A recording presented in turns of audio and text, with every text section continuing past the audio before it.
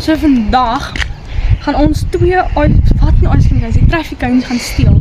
So nou gaan ons die traffic cones steel wat net daar in die bush is.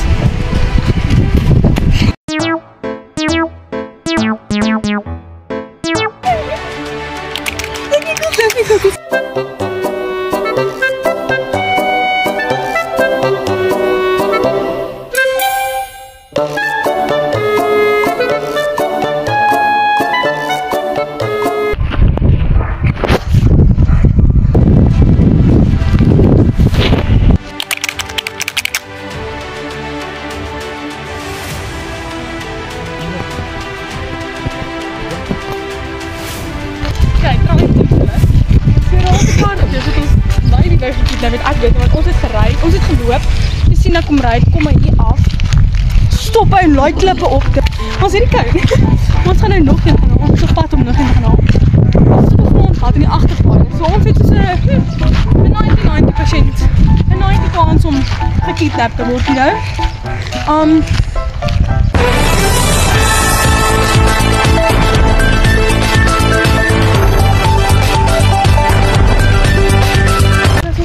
Sien dan loop ons van agterkant soos hallo, ons luikie van nie.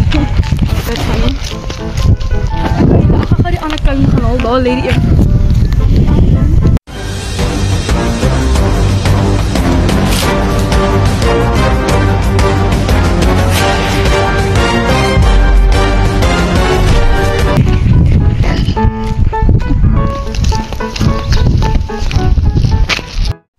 So, ons het dit koun gekry, ons het actually 2 gekry. Wat soos hierdie is bietjie cooked, maar dis okay.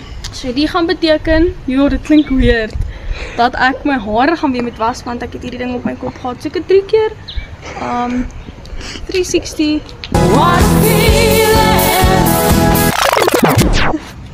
Okay, dit is die einde van ons vlog.